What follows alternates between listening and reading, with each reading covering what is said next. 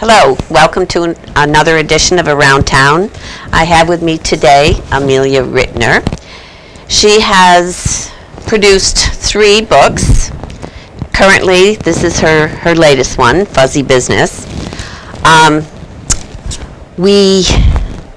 wanted to ask you first about your first book, and I know you said, that isn't that important to you, but what is an American Stafford Terrier? Oh, American Staffordshire Terrier is the original breed of dog that basically pit bulls are based off of. The word pit bull is a general term for anything with a bully breed of dog, and Amstaff is the one that you would most think is the original. Now, are they more aggressive, or no?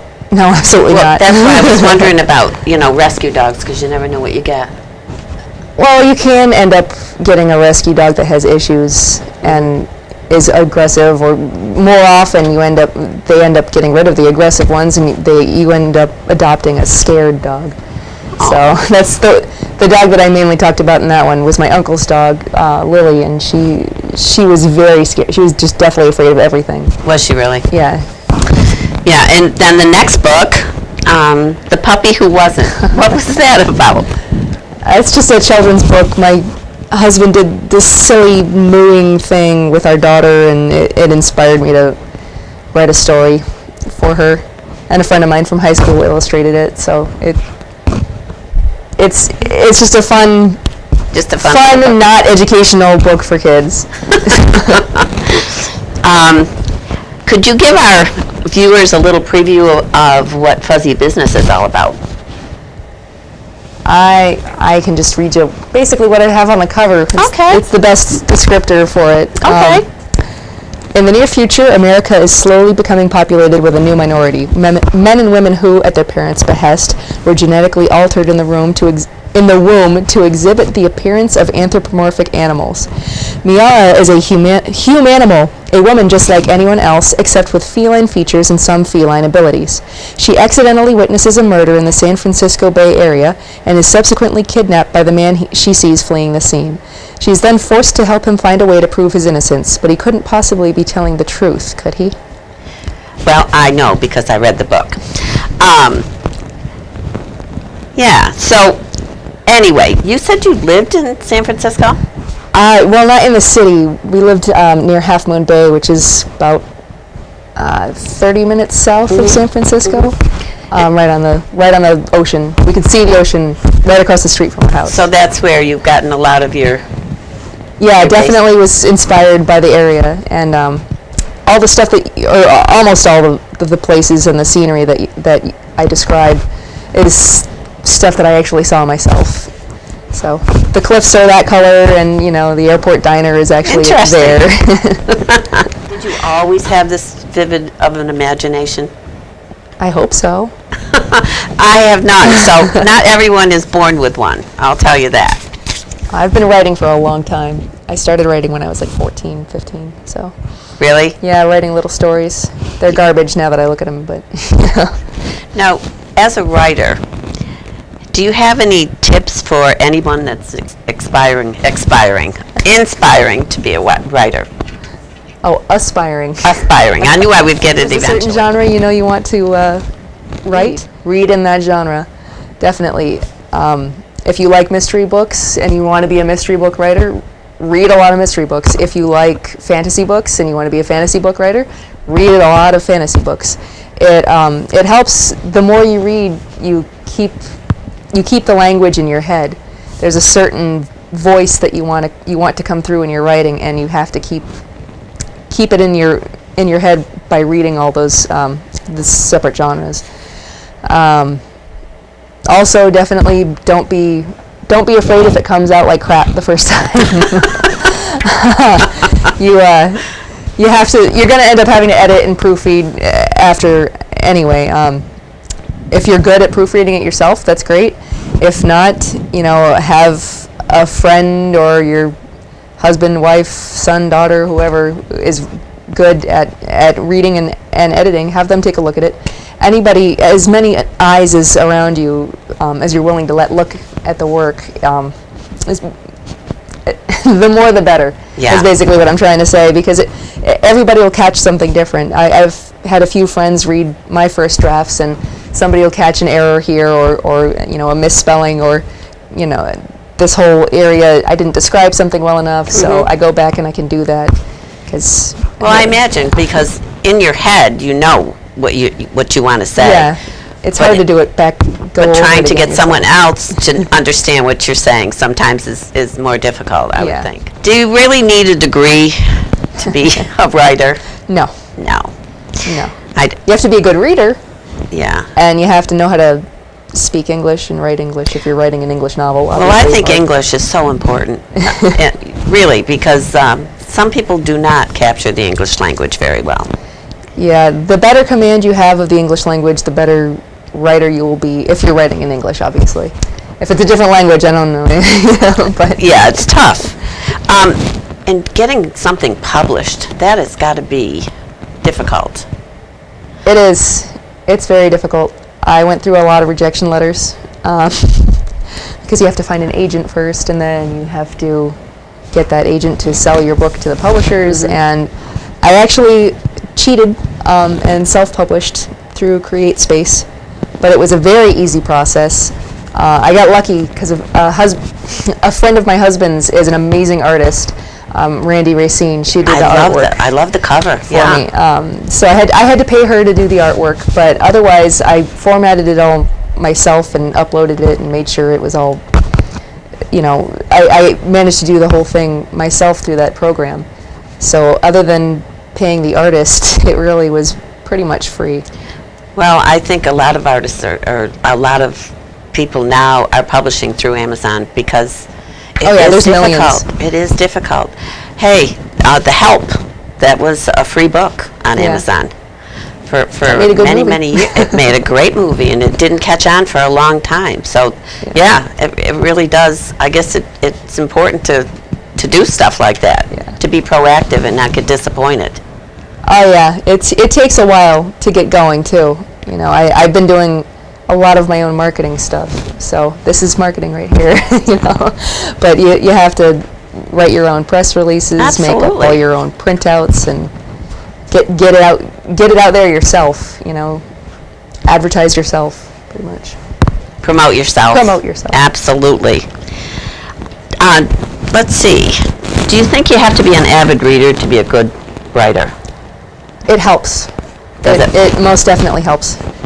If you're not a good reader, there's a good chance that what you are trying to get across isn't going to come across. Yeah. Or you'll end up giving up because you can't get your ideas out there. And honestly, reading more books gives you more inspiration. So everybody says, every idea has already been done. Yeah. And that's technically true, but you have to put your own spin on it and do it your own way.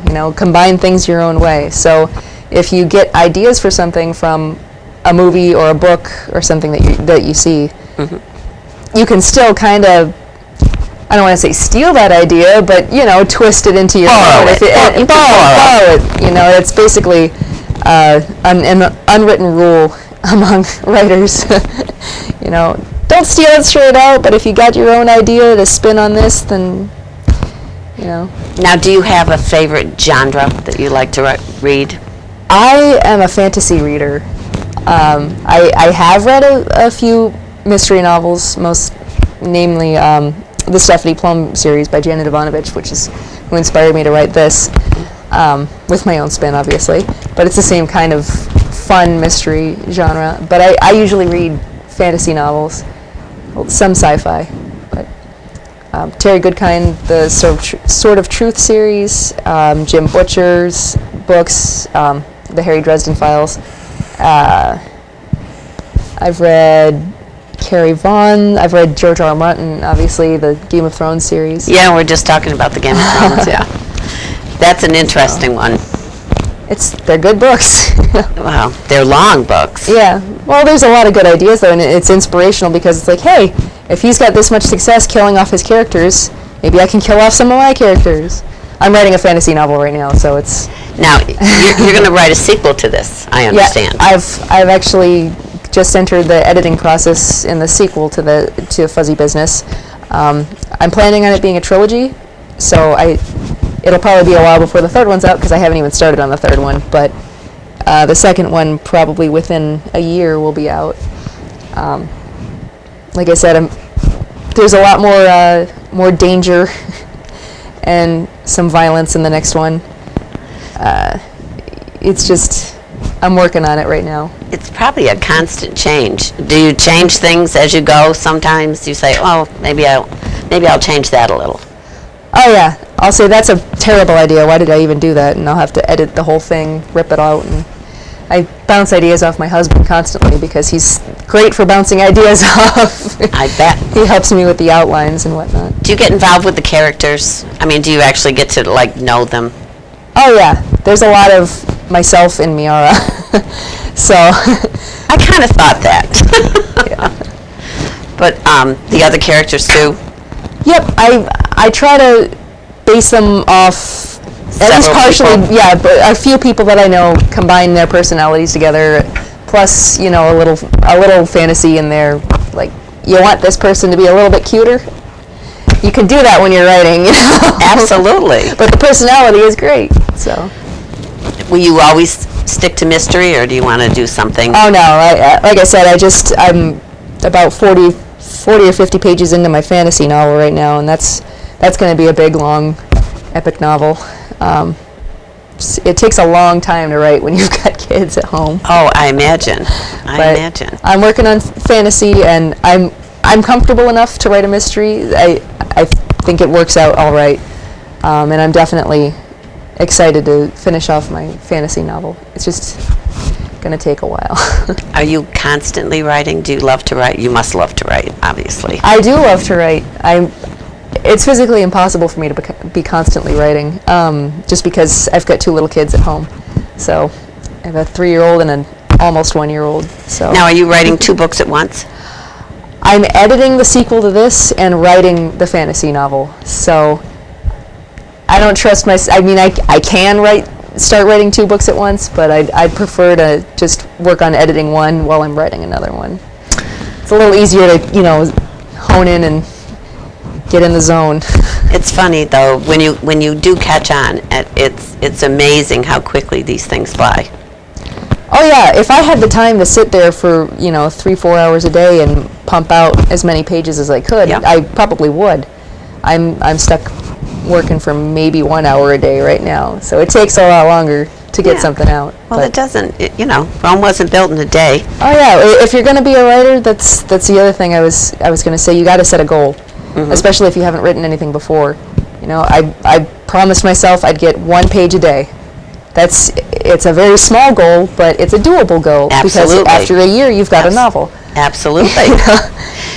Now, what brought you to Dalton? We bought a house here. Was your husband from around this area? Or? No, he's from California. Oh, wow. He hates winter. He's a big baby. But no, he got a job at General Dynamics, so he works at General Dynamics, and we've gone from Hinsdale to Pittsfield to Dalton. So. Oh, I'm in Hinsdale. It's But yeah, oh yeah, I love town. Hinsdale, but Hinsdale doesn't have any houses for sale, so we moved in here. We love our house here, so Well, very we're gonna raise our kids here. Now, as far as favorite books, you were talking about favorite authors. Do you have favorite books that you enjoy? I definitely Wizard's First Rule by Terry Goodkind is one of my all-time favorites. Pretty much anything by Jim Butcher. His whole Harry Dresden series is fantastic because it's the kind of thing that it's a fantasy, but it's a modern